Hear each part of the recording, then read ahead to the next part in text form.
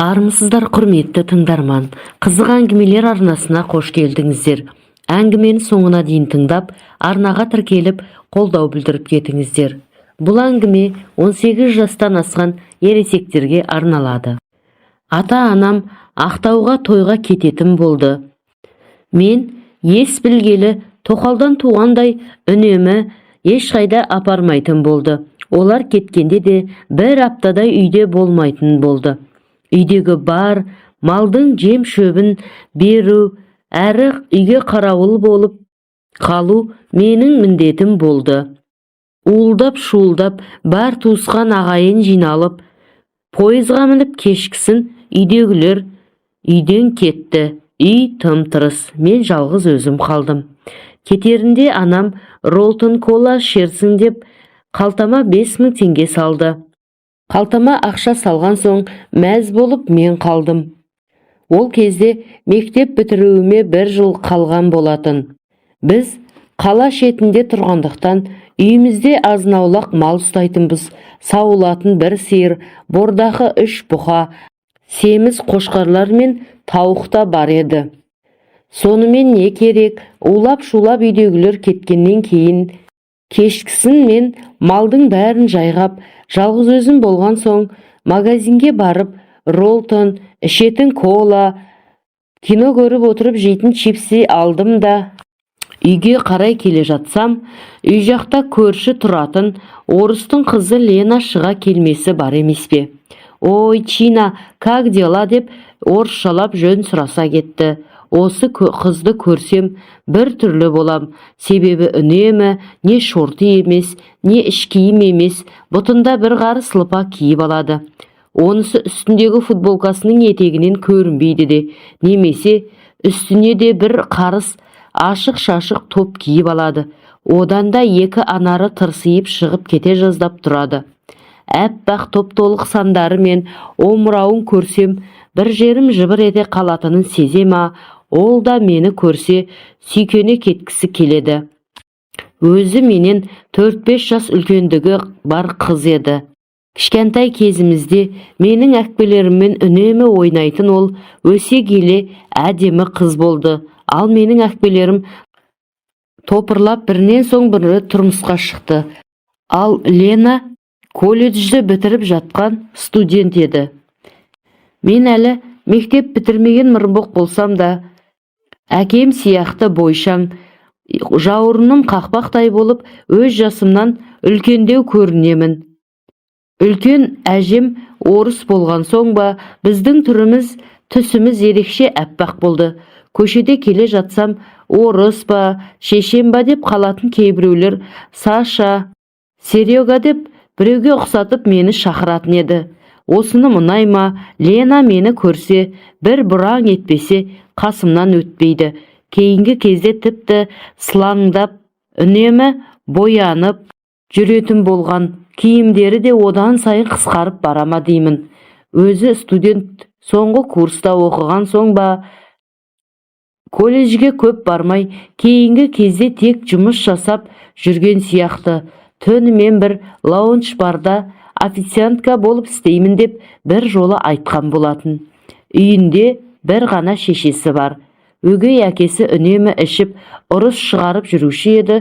Ол да соңғы кезде көрінбей кетті. Лена қуды ма, әлде шешесі қуды ма, ол жағы беймәлім. Әзірге үй жағы тыныш, ұрыс жоқ. Негізі 1-2 жыл бұрын Ленаға кешкісін әдемі қымбат машина келіп тұратынын 1-2 рет көргенім бар. Бірақ соңғы кезде ол көрінбей кетті. Лена содан кейін, үй жақтарың тыныш қой, әке шешең қайда? Деп ол менен сұрады. Мен 1 аптаға жол жүріп кеткен, үйде бір өзімін дедім орысшалап. Деп таңырқаған Лена қуанып кетіп, давай кешке отырыс жасайық деп өзі бәленің бәрін бастады. Мен сенің жұмысың бар емес пе? Түнде кетесің ғой деп едім. Ол, мен биыл диплом алатын жылым, 1 аптаға сұранғам. Үйдемін, күндіз диплом жұмыстарымен жүрем, кешке боспын деді. Ал Құдайдың бергені осы емес пе? Екеуміз кешке кездесетін болып келістік те, үйді үйімізге тарап кеттік. Мен үйге келіп, үйді реттестірдім. Себебі әке-шешем кетер кезде бәрін шашып кеткен еді. Әсіресе қонақ бөлменің бәрін реттестіріп, үстел үстіне дастарханын жайып, стол жасадым. Магазинге тағы бардым да, тіске басар анау-мынау сусын алып, 5000 теңгенің басына су құйдым. Шарап та, сыра да үйде бар. Әкемнен қалған сыра мен анам тойдан ба, қонақтан ба әкеп қойған шарап бар екенін білемін. Музыка керек болса, теледидардың ютубын қоссам, шыға келмей ме? Осылай өзімше Ленаны күтіп алуға дайын болдым. Осы тірліктермен алданып жүріп, күннің де батып, айналаның қараңғы болғанын да байқамай қалыппын. Далаға шықсам, кеш батып, қараңғылық толық түскен екен. Содан кейін Ленаның үй жағына бардым. Телефонына жазып едім, қазір шығамын деп жауап берді. Шешесі ұрысқақ кісі, қайда барасың? Бір апта жұмысқа шықпаймын деп едің ғой деп шаңқылдап жатыр. Ну и что деп шешесінің ұрысын елеген ол жоқ. Боянып сыланып көшеге атып шықты. Бірақ Лена біздің үйге кіруге асықпады. Жүріп таза ауа жұтайықшы деп оңаша, жарығы жоқ келесі көшеге түсіп алдық та көше бойлап ақырын жүріп отырдық. Жолда дүкенге кіріп, өзі чипсы мен 2 бөтелке сыра алып шықты. Менде көк дейін қалмады. Кіруге бет жоқ. 2 сыра алған ет, біреуін маған ұсынды. Алмасыма жанымды да қоймады. Сол көше бойындағы тұрған ескі көпірге барып, сол жерде біраз тұрдық. Ішіп sıramыз бітті.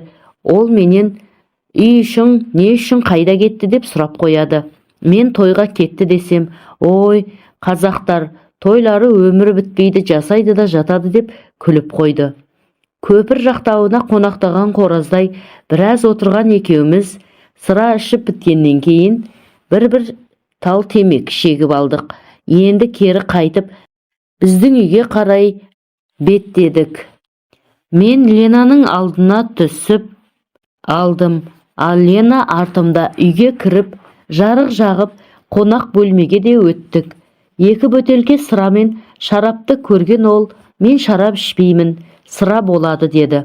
Екеуміз анау-мынау жеп, сыра ішіп біраз отырған соң, музыканы қойып, билей бастадық. Біраз билеген соң, екеуміз ыстықтап диванға отыра кеттік. Осы кезде Лена маған, қызға барып бедің деп сұрап жатты. Мен ия деп қоямын намысқа тырысып. Сыра ішкен соң, кішкене басқа теуіп тұр. Жанымдағы қыздың өзіме деген айрықша ілтипаты көңіл құсымды қиянға ұшырды. Дәл осы сәтте жер бетінде менен бақытты адам болмаған шығар. Оған әдемі музыка әуені қосылып, есімді алып барады. Мектеп бітірсең, әскерге барғанша бәрін көріп, біліп ал деп маған ақыл айтып қояды өзі. Жап-жас болсаң да, сымбатты жігіт болдың ғой деп тағы айтты. Ып-ыстық демімен мені өртеп, есімді алған қыздың алау ерні алдымен маңдайымнан, жүзімнен бастап, одан тамағымнан, одан кейін омырауыма ойысып барады. Тынымсыз құшып, сүюмен менің де құмарлығымды оятып, тәнімді қоздырып жіберді. Бәрінен ет жүрегіңді елжіретер өліп өшкен лебізін айтсай, қыраным дейма, лашыным дейма. Орысшаға шорқақ болған соң, бірін түсінем, бірін ұқпаймын. Бірақ сондай бір нәрселер, әйтеуір құстардың атауы екенін білемін. Бірақ қазақша ажырата алар емеспін. Бұрын соңды сезіп білмеген мынадай бал шырын ләззаттан менің басым айналды. Бұдан әрі 2 шатымның арасы ысып суып, тыныш тұрған мылтығым оқталып кетпесі бар ма? Одан өзім шошып кеттім. Дәл мұндай күйге түседі деп кім ойлаған? Еркіме көнер емес. Бұл шынында менің бұрын соңды көріп білмеген тылсым жұмбақ дүнием болатын.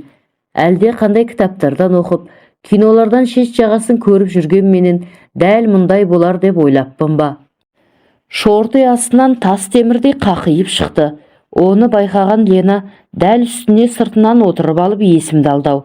Қыз үйкелген сайын мылтық қатая ма дедім. Bir vaqtda şıday almadım. Ленаның бұтындағы шортиын іш киіммен қоса сыпырдым. Өз шортиымды да түсіре салып, аяғымның бір басымен шештім де диванға қызды атып ұрдым.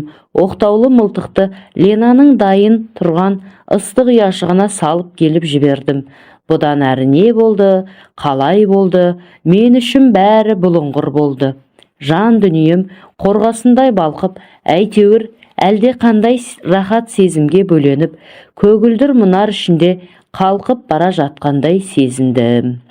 Тәжірибелі Лена болса, ары-бері аунап, біресе үстіме шығып, біресе еңкейіп, бар білгенін жасап жатыр. Мен де оған ілесіп қалысар емеспін. Тек әлден уақытта бойым суына бастағанда барып, өзімді жайсыз сезініп, ыңғайсыз болғандай болды. Оның не үшін екенін біле алмадым. Шамам да жоқ еді білуге. Осылай, аппақ кіршіксіз өмірден күнәһар да ластау дүниеге қадам басып қалғанымды біліп, өкінгендей болдым ба, білмеймін. Бірақ көп кешікпей, көкейімде осы бір жайсыздықпен тайтыласқан екінші бір әсер пайда болды. Ол, үлкен өмір табалдырғандағы осы бір жауапты сыннан сүрінбей аттап, өзімнің еркек санатыма қосылғаныма деген ерлік пен мақтаныш сезімі еді. Олай әсерленетін де жөнім бар. Ең бастысы әйтеуір Лена риза сияқты. Аппақ шашы түбіттей төгіліп, тұла бойы оттай жанып, албыраған күйі құшағын жаза алмай, омырауымнан құшырлана құшып алғанда, жарайсың, қыраным жарайсың деп сыбырлай тіл қатып, талықсып кеткендей болды. Содан біраз уақытқа дейін қыбыр етпей сұлық жатып қалды. Мынау пәни жалғанды тәрк етіп, ол да әлдеқандай бір мұнарлы сағымның ішіне сүңгіп кеткендей болды. Ол кезде мен оның сырын қайдан білейін. Тәжірибем де, сауатым да жоқ еді. Ол үшін осы көршім Ленаға көп қарыздар екенімді кейіннен білдім ғой. Осы кездесуден кейін Лена екеуміз тағы да бір рет жақындастық.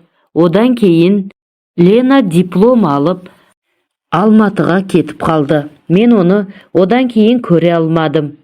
Келесі жылы мектепті бітіріп, оқуға түстім. Оқу орнымды бітірмей жатып, үйленіп те алдым. Армияға сол күйі бармадым. Ал Лена жақында қайтып келіп, өзіміздің қаладан 2 бөлмелі пәтер алды деп шешесінен естідім.